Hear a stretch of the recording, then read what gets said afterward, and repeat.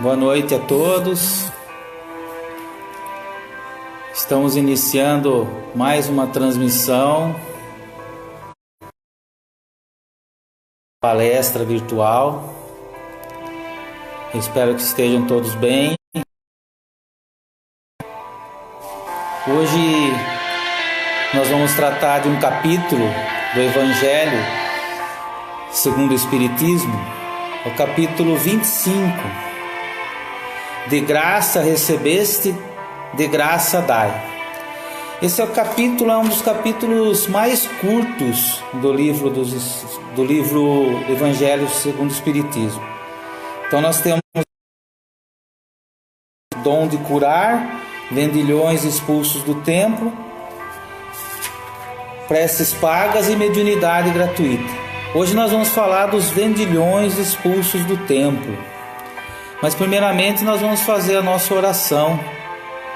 Eu peço que todos acompanhem mentalmente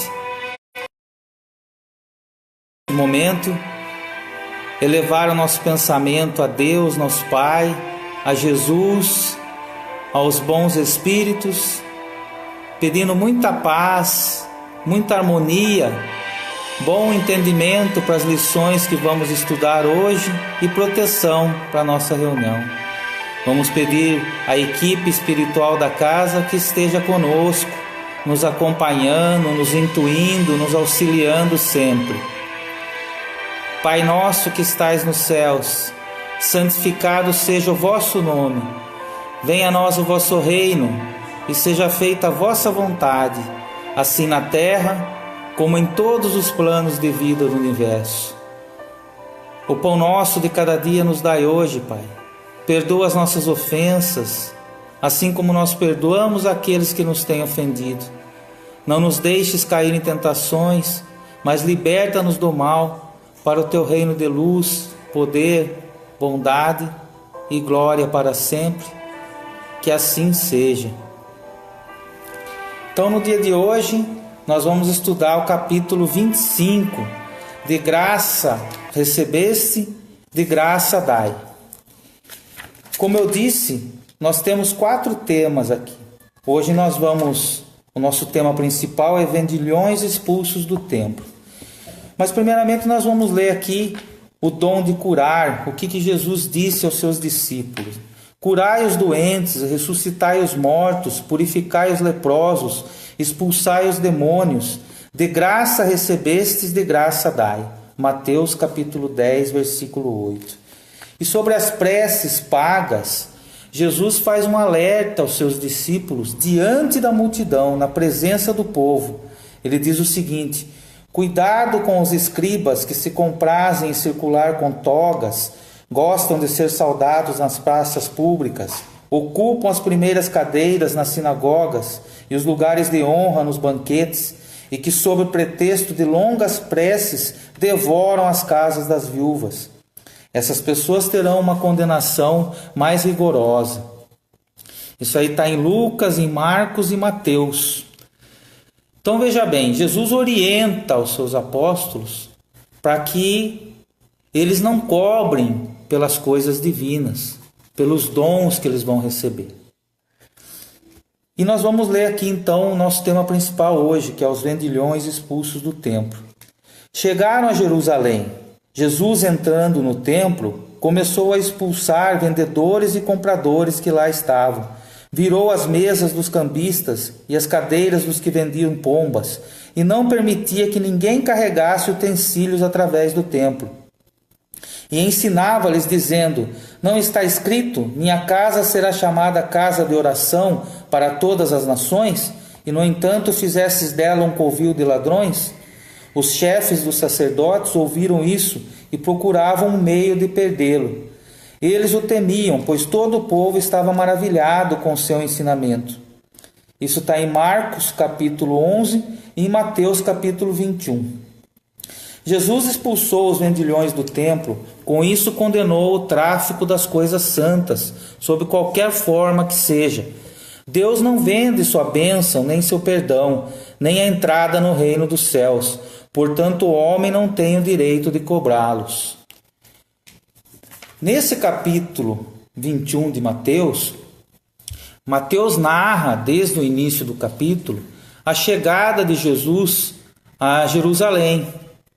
Então é a última ida de Jesus a Jerusalém. E antes de chegar a Jerusalém, eles param numa aldeia chamada Betfagé, no Monte das Oliveiras. E é aí que Jesus envia 2 dos seus discípulos para buscar uma jumenta e um jumentinho na aldeia mais adiante, para que ele pudesse entrar em Jerusalém montado no jumento, para que se concretizassem as profecias. A profecia era que o Messias entraria em Jerusalém montado num jumento. Aí se deu o episódio celebrado por várias escolas cristãs como o Domingo de Ramos. Jesus entrou uma semana antes da Páscoa judaica em Jerusalém e foi saudado pelas pessoas com ramos de palmeiras, com ramos de plantas. Muitos até colocavam suas capas no chão para que ele passasse. E Jesus entrando em Jerusalém, ele vai ao templo. Quando ele chega no templo, ele fica indignado com o que está acontecendo ali. Jesus fica indignado com todo aquele comércio que está acontecendo ali.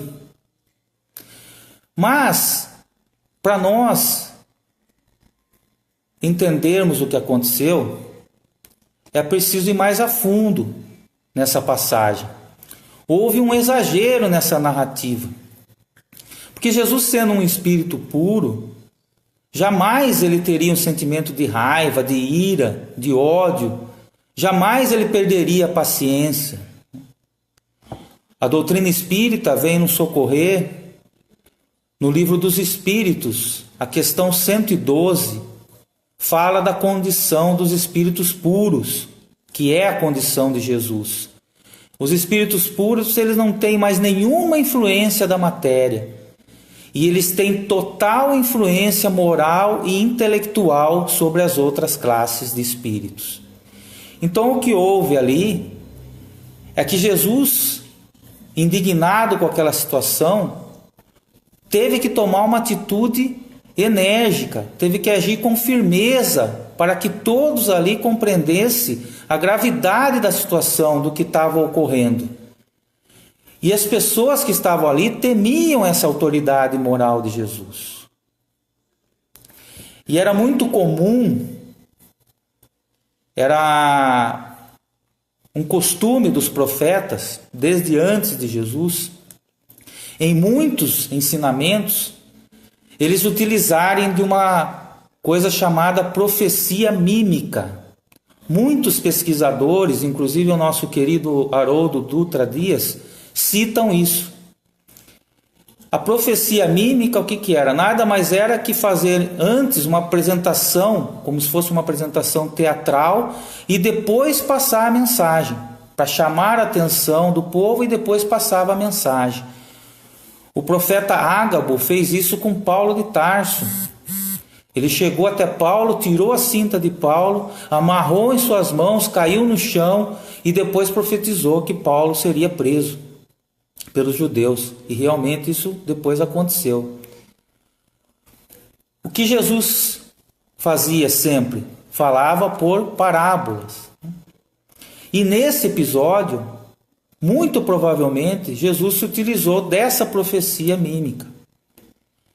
Com certeza ele deve ter soltado sim alguns animais, deve ter fechado algumas bancas, mas nada nessa proporção que é passado no texto, um pouco exagerada, de que Jesus chicoteou as pessoas, de que derrubou as bancas, tocou os animais. Isso não seria uma atitude de um espírito puro que ele é. Então é necessário a gente entender. E a gente tem que ir mais além ainda. Se Jesus tivesse feito tudo isso, ele teria sido preso imediatamente. Nós vamos compreender isso já. Depois que Jesus faz isso, que ele espanta alguns animais, fecha algumas bancas, aí ele fala a lição. Ele cita Isaías, capítulo 56, versículo 7. Minha casa será chamada casa de oração para todas as nações, e no entanto fizestes dela um covil de ladrões. Então Jesus não estava falando somente para os vendedores, para os ambulantes, para os cambistas. Ele estava falando principalmente para os sacerdotes, que eram o real problema, porque os sacerdotes permitiam isso, permitiam todo esse comércio dentro do templo, né? Mas é necessário que a gente entenda o contexto histórico e social para que a gente possa prosseguir a nossa lição aqui. Para vocês terem uma ideia, o templo de Jerusalém, ele tinha mais ou menos 400 metros por 300 metros de tamanho. Então era muito grande. Ele tinha um átrio externo onde era permitido esse comércio. E os cambistas, o que eles faziam? Eles trocavam o dinheiro das pessoas que vinham de toda parte da Judéia e tinha que trocar pela moeda romana, com a esfinge de César. E nessa troca, eles enganavam as pessoas. Eles superfaturavam essa troca. E os sacerdotes ganhavam comissão disso. O templo de Jerusalém tomava 1/5 da cidade de Jerusalém. Era muito grande. A sua torre principal era 50 metros de altura. Os portões, eles tinham 12 portões de 7,5 metros de largura por 9, 15 metros de altura. Então, para a gente compreender o que houve ali, que Jesus estava falando num dos cantos ali do pátio ali para as pessoas ouvirem. Quando ele começou a falar, os outros envergonhados que estavam começaram a fechar suas bancas rapidamente e sair. Isso gerou uma movimentação ali dentro do templo, mas não o suficiente para os guardas tomarem uma atitude. Porque veja bem, ao lado do templo estava localizada a Torre Antonina, onde estavam aquartelados 1.000 soldados romanos que tomavam conta da cidade, fora os guardas judeus do templo. Então, se Jesus tivesse feito realmente tudo isso que é citado aí nessa proporção, ele teria sido preso imediatamente.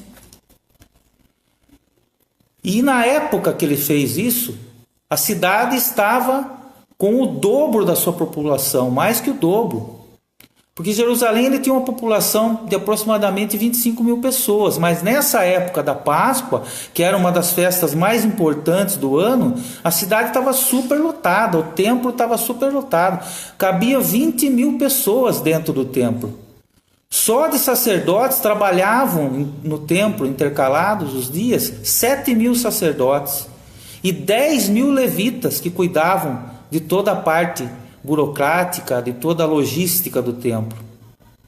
E além disso, ainda os sacerdotes ganhavam mais dinheiro ainda porque muitos deles criavam os animais que eram usados no sacrifício, porque todos tinham que fazer o sacrifício ali, pelo menos uma vez por ano. Então eles criavam as pombas, as cabras, os cabritos, os bois. Veja o comércio que havia se tornado em torno da religião. Um comércio muito grande. É isso que Jesus combateu. Foi isso que Jesus disse nessa passagem. E esse dai de graça, o que de graça recebeste, nós podemos trazer para os nossos dias atuais. Infelizmente, em todas as religiões, tem pessoas mal intencionadas, que ainda se utilizam das religiões em proveito próprio, ainda exploram financeiramente e psicologicamente, porque Jesus não estava falando somente dessa questão financeira. Jesus estava falando também para nós da questão do desinteresse total nos nossos trabalhos espirituais e religiosos. Nós não podemos fazer os nossos trabalhos com algum tipo de interesse. E trazendo para dentro da casa espírita, e é por isso que aqui um dos temas é a mediunidade gratuita, a orientação para o trabalhador espírita é que ele faça isso de coração, com amor, com total desinteresse. Porque qualquer interesse que ele tenha, qualquer dependência que ele queira que alguém tenha em relação a ele, ele já não está cumprindo essa regra de ouro ditada por Jesus. Porque existe muito dirigente, muito médium, que não cobra financeiramente, mas que gosta que as pessoas fiquem dependendo dele. É uma dependência psicológica, psíquica, emocional. E isso nós não temos o direito de fazer. Cada um deve receber as lições e utilizá-las conforme bem entender. Eu já vi dirigentes espíritas falando que a pessoa tem que participar da reunião, que a pessoa tem que receber um determinado número de passes, que a pessoa tem que desenvolver a mediunidade. Não tem nada disso. É uma escolha pessoal. Nós podemos sim orientar, mas isso não faz parte da doutrina espírita. A doutrina espírita é uma doutrina que liberta as pessoas. Assim como os ensinamentos de Jesus também libertam.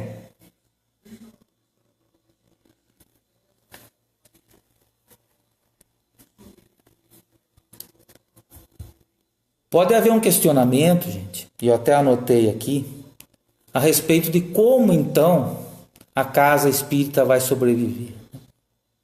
Veja bem, nós vivemos de doações espontâneas. Muitas casas fazem um carnê e alguns dos participantes gostam de colaborar. Nós fazemos os eventos durante o ano. Mas se chegar ao ponto de não ser suficiente para manter a casa espírita, eu gostaria de lembrar um fato que ocorreu com Chico Xavier, que é um exemplo para nós, de espírita, de médium, um exemplo de vida para nós. Num determinado período, eles não conseguiram mais manter o aluguel da casa onde eles estavam fazendo as suas reuniões em Pedro Leopoldo. E até que a situação se resolvesse, Chico Xavier fazia as reuniões debaixo do abacateiro. É isso que ele fazia. Então, em nenhuma situação nós devemos impor que as pessoas têm que fazer isso, têm que fazer aquilo, têm que colaborar. Essa é a mensagem para nós. E os apóstolos entenderam, compreenderam muito bem essa mensagem de Jesus.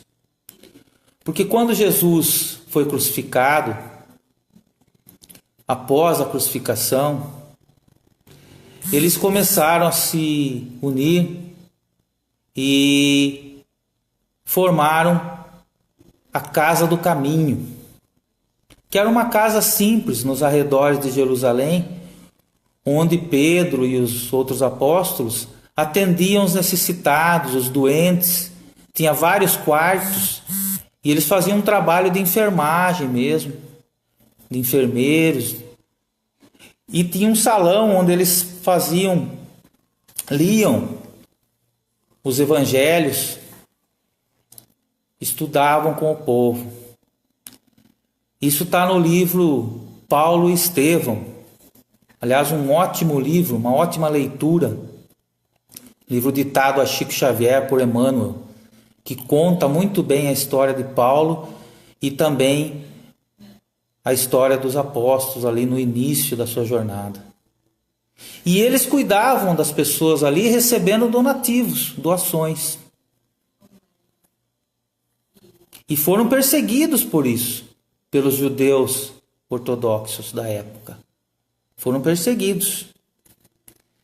Então é muito interessante para nós essa lição de hoje, para nossa reflexão, que as coisas santas, que tudo que a gente recebe, os ensinamentos de Jesus, a mediunidade, a maneira como a gente pode trabalhar na casa espírita, pode ajudar na casa espírita, tudo isso não nos pertence, não pertence a nós.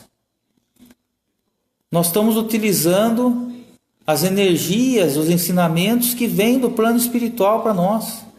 Como é que nós vamos cobrar alguma coisa por isso? Nem gratidão nós devemos cobrar. Nem gratidão. Não se cobra a gratidão dos outros. Ajude e passe adiante. Eu espero que essa lição, de agora em diante, a gente, quando ouvir esse trecho do Evangelho, a gente consiga ter essa visão diferente de como foi essa passagem. Desmistifique um pouco aquela visão de que Jesus perdeu a paciência, chicoteou e fez tudo isso. Ele não precisou fazer isso. Ele tinha autoridade moral e intelectual para nos ensinar. Não vamos esquecer nunca que a primeira condição para se granjear a benevolência dos bons espíritos é a humildade. A humildade. Seguida do devotamento, da abnegação. E tão importante quanto essas, o mais absoluto desinteresse moral e material. Essa foi a nossa lição de hoje. Eu convido a todos para que a gente possa, nesse momento, fazer a nossa prece final, as nossas vibrações finais. Eu gostaria de lembrar hoje aqui, nós temos recebido alguns pedidos de oração para as pessoas que se encontram em depressão. Muitas pessoas, devido ao isolamento social, devido a essa crise econômica gerada pela pandemia, estão nessa situação de depressão, muitos até pensando em suicídio. Então, além dos pedidos de oração que nós recebemos, eu gostaria que vocês todos mentalizassem esses nossos irmãos que se encontram nessas situações, junto conosco, para que a gente possa, através da prece e da vibração final agora, auxiliá-los também. Nós vamos pedir à equipe espiritual da casa que fluidifique a nossa água e que possa aplicar os passes à distância para todos nós. Vamos pedir a Deus, nosso Pai, a Jesus, aos bons espíritos que estejam conosco no nosso lar, nos dando paz, harmonia, proteção para a nossa família, para os nossos familiares. Vamos pedir por todas as entidades sociais da nossa cidade, pela cidade dos velhinhos, pela casa das crianças, dos meninos, das meninas, pela APAI, pelo albergue noturno, por todos os lares que acolhem aqueles que querem se livrar dos vícios do álcool, das drogas, para o nosso presídio da nossa cidade, para o Hospital Santa Casa de Misericórdia, para todos os trabalhadores, voluntários e pacientes desses lares. Vamos pedir também por aqueles que cuidam da nossa segurança e da administração da nossa cidade, do nosso Brasil. Vamos pedir para todo o planeta Terra, aqueles que se encontram doentes, aqueles que se encontram em situação de guerra, de violência, com fome.